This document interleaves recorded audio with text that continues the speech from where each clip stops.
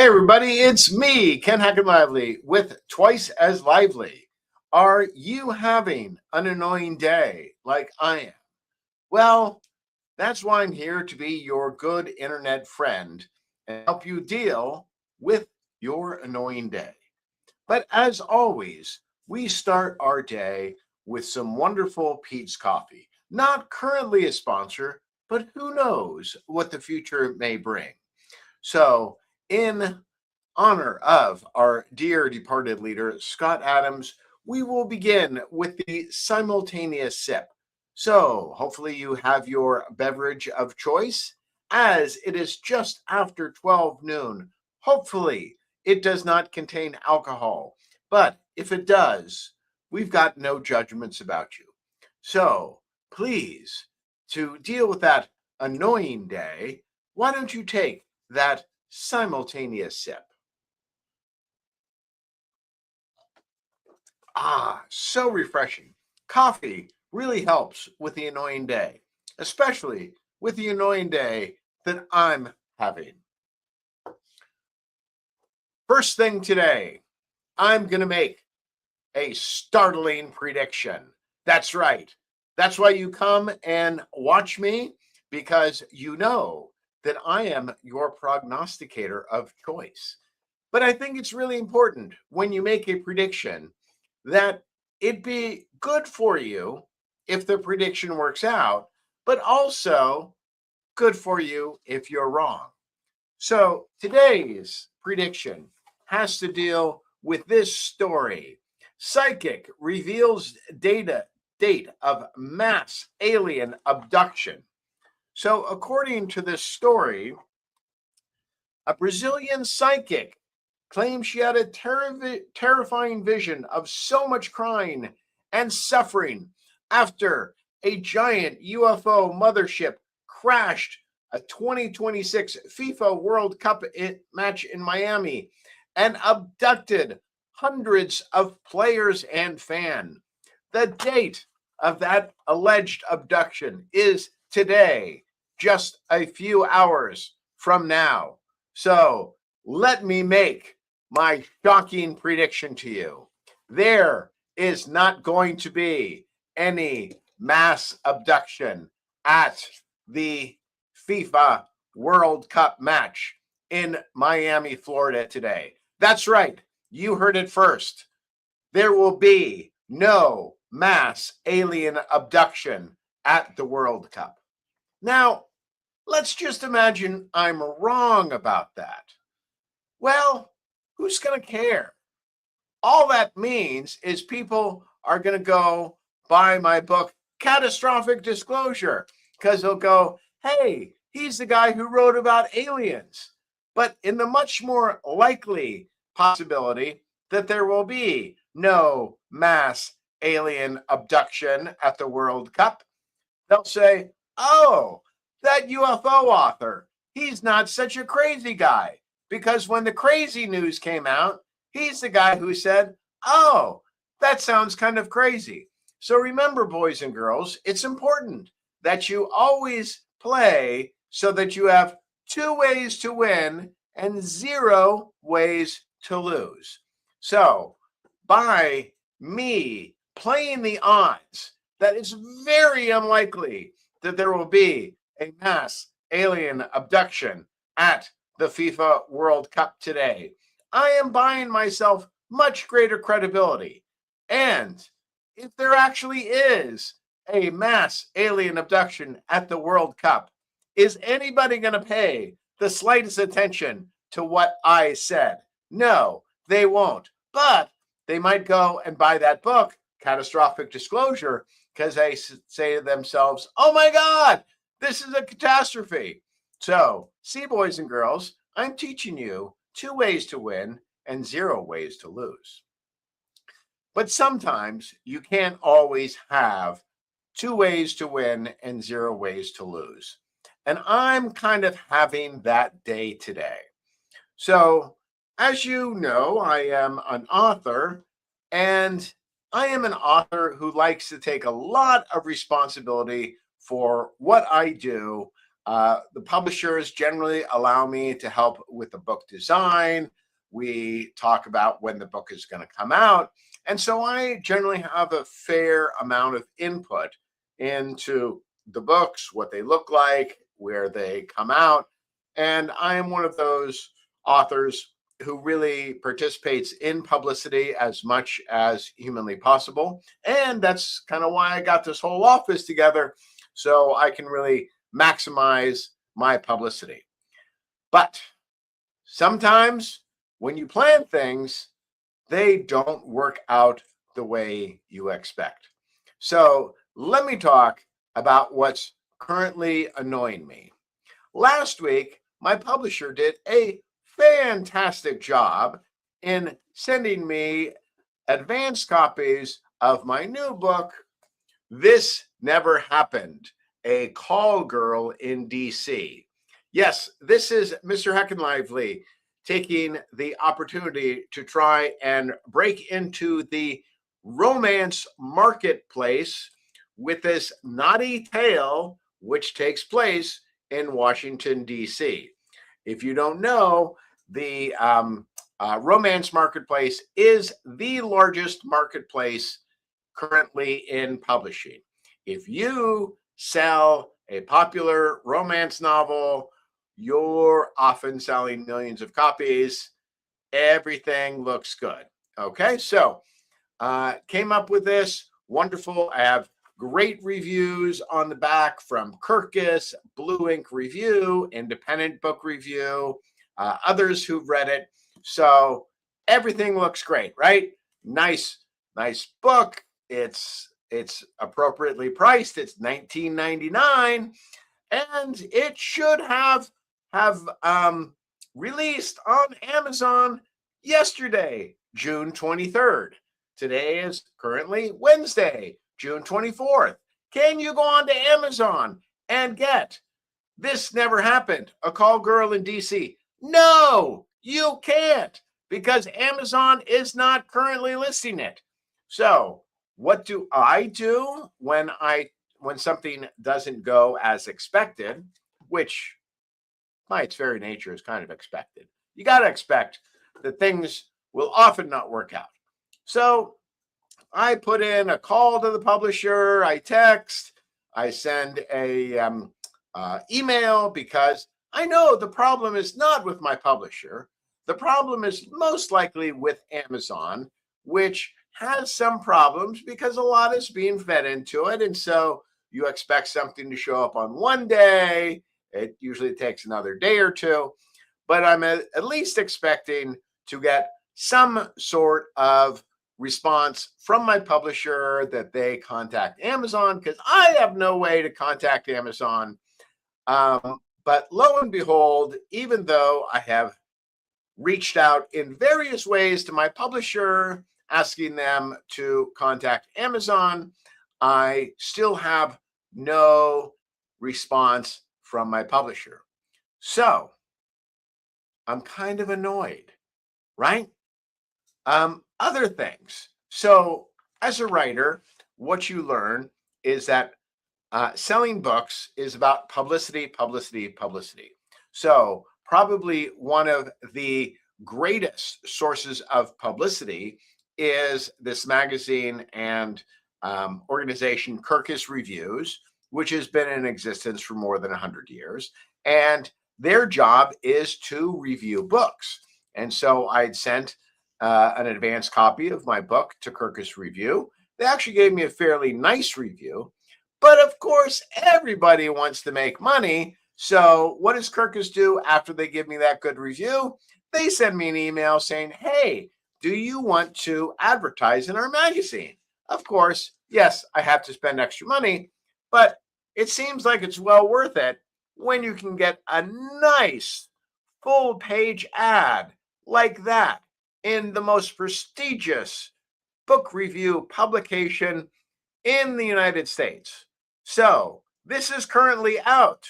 So that means thousands of people are reading this. They're taking a look at this ad and they're saying to themselves, oh, wow, that looks kind of cool. Let me go on to Amazon and and order it. Well, they go onto Amazon and it's not there. Are they going to take the time to go back several days from now, maybe a week from now, and order it? Probably not. But let me give kudos to Kirkus Review, because the book was originally scheduled to publish on June 8th, and it got pushed to June 23rd. Well, Kirkus Review told me that they were going to be publishing their magazine June 1st, June 15th, and July 1st, which is when they would have those ads. So I bought basically three ads in the magazine. So Kirkus, being really good, I just have to say, the Kirkus Review people have been very responsive to me. So Kirkus Review, I call them up when I find out that the publication date has shifted 2 weeks, and they are just wonderful about it. And they go, well, we can't really take you out of those issues because those issues have already gone to the printer. But what we'll do is we'll comp you and we'll give you 2 additional issues, so that there will be some additional times when hopefully the book is out. So I was thinking to myself, well, okay, things are not great, but still things can work out. But now all of that is in limbo because I do not have my publisher responding to my questions. I'm sure they're very busy. But it's also that I'm thinking, I got marketing stuff going on. I got Kirkus Reviews. I've got book influencers who are ready to go with this. And I'm in this position where I got my advanced copies of the books and I send them out to my publicist and to some organizations who wanted it. But all of them are basically sitting on their hands because they want to know that when they go out to their followers, and if their followers are interested, they'll be able to go on to Amazon, click that link, and get that book. So that is my annoying day. That's the start of it. So what do we do when we have an annoying day? It seems to me that a lot of writers take that annoyance and just go crazy, getting mad at everybody. And that is a difference with me. Yes, I want this to get solved. It is important to me that it gets solved. But nobody that I'm interacting with really bears any responsibility for this problem. The problem seems to be somewhere at Amazon, because my publisher had assured me about 2 weeks ago that everything had been properly submitted to Amazon. Have I seen problems with Amazon in the past? Yes, I have. So I'm pretty certain that nobody at the publishing house is responsible for this problem. If anything, I know that they will quickly get on the issue and try to resolve it as quickly as possible. But it's not in their hands. And so I think that's really important for people to understand when they're dealing with the frustration of things not working out. The question is, who can really solve your problem?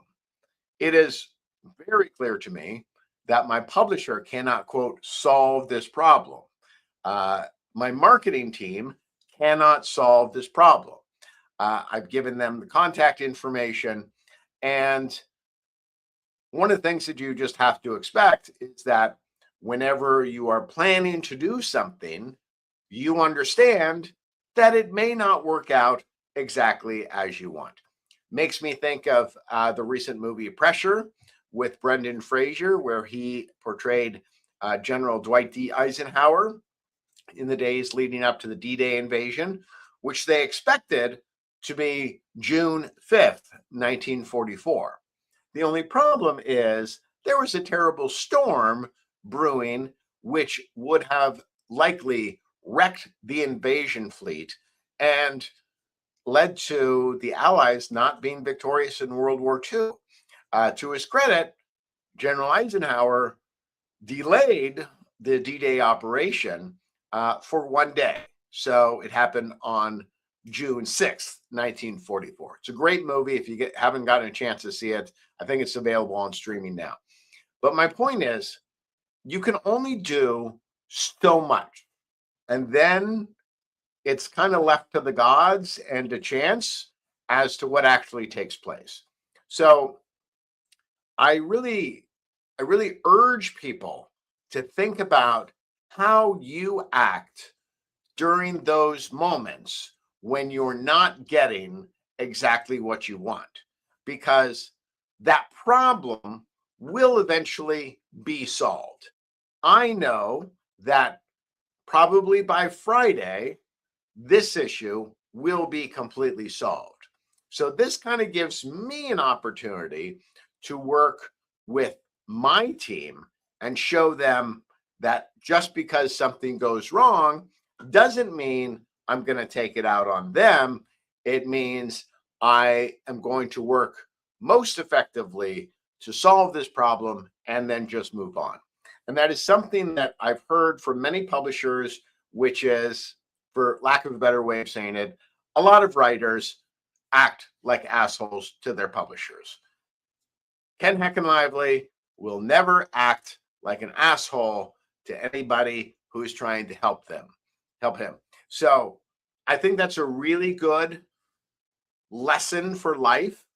If you know that people are genuinely interested in helping, and granted, you may be angry about it, and I'm not saying I've always been perfect, but try to have some understanding that the problem may not actually be with the person with whom you're interacting. The problem may be further on down the line. So, what am I going to do? Well, I'm just going to keep pushing.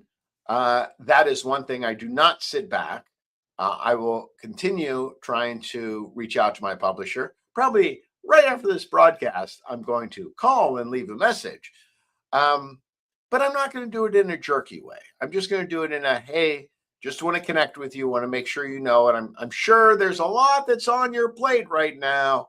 But if you do have some time, I would really appreciate it if you could see about settling this matter. So that's just a little bit of behind the scenes about what it's like to be a working writer. In the midst of these problems, I also had a wonderful conference call with my marketing team, and they went over several things that were going on. And one of the messages I would like to say, and it's not just for writing, but kind of for everything, if you're really trying to achieve a certain level of success, is trying to figure out how to be unconventional. So I want to talk a little bit about an unconventional approach that I'm taking.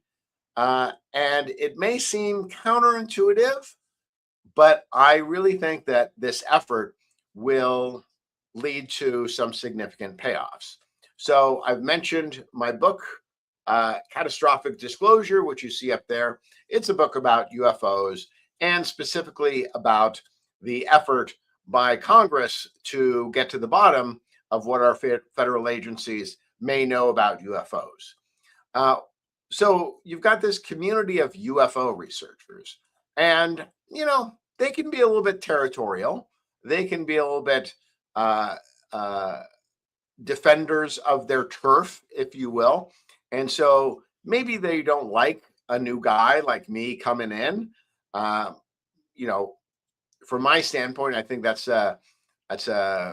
not a helpful way to be, because if you're looking to grow your community, you need to welcome newcomers and welcome their perspectives. And I think I've shown that I've got a nice body of work that maybe I can bring some different thinking to the UFO issue. So I haven't seen the UFO community actually be really welcoming to my entry into their field. And strangely, the one person in this whole discussion who seems to have been quite kind has been Michael Shermer of Skeptic Magazine, who, as the name would imply, is a skeptic about the UFO issue. I've known Michael because I've watched him at the Freedom Fest conferences, where he has really done a great job, always willing to jump in, always a gentleman, asking provocative questions, and yet doing it with style and grace, something I've always appreciated. And it was interesting that recently there was a move by the government to create the UAP Science Advisory Council or Board, and they put a number of people on it, and one of them they put on was Michael Shermer. And the UFO community reacted predictably to his nomination with a great deal of protest. And I had a different take. My take has been that while Michael will draw conclusions that I might do, and we might approach things with a little bit of a different eye, I've always found him to be a straightforward, genuine, and honest questioner. He asks provocative questions. I believe that in any public debate, we need to make sure that there is room for all the questions.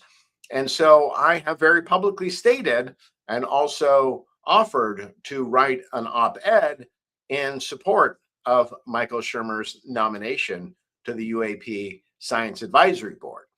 And the reason I think it's important to do this is because I think it's such a common human trait to just go tribal, to just think, okay, who's my tribe? Who says good things about me? And I like those people, and any of those people who don't agree 100% with what I say, they're the bad people, they're the bad tribe. They should not be allowed to talk. And I think that what is unique about the American experience is that we have realized that there is a great benefit to working collectively, and yet there's also a great benefit at making sure that minority voices are heard, because sometimes the majority has a stupid idea and it shouldn't be done. And so that's why I think the United States system of majority rule but minority rights is really kind of unprecedented in human history. And any movement away from that principle, I think, risks making the United States just like every other country in the world. So, in supporting Michael Shermer for the UAP Science Advisory Board, I feel like I am consistent with the very best of American ideals, as expressed by one Supreme Court opinion, which is I will dispute what you say, but I will defend to the death your right to say it. I think that anybody who is in the public sphere today who does not hold to that opinion that we need a robust debate, we do not need a curated debate, and any person who says that certain voices are allowed to speak and others must remain silent is not working in the best interests of the United States. So, to Michael Shermer, let me say it here. I 100% support your appointment to the UAP Science Advisory Council. I am hopeful that Amazon will finally get my book up, and to everybody who helps me be one of the luckiest people in the world, meaning I am a person who gets to write and publish books and be part of the public conversation. Thank you for what you do. And hopefully, for all of you who may be dealing with similar annoying things in their day, hopefully, I've given you some tools to deal with your small annoyances, and we can get back to the business of just having a really good day. All right. Thanks again, everybody. Have a great day. And please don't get abducted by aliens if you're at the World Cup. All right. So if I'm wrong and something suddenly appears, run. Thanks.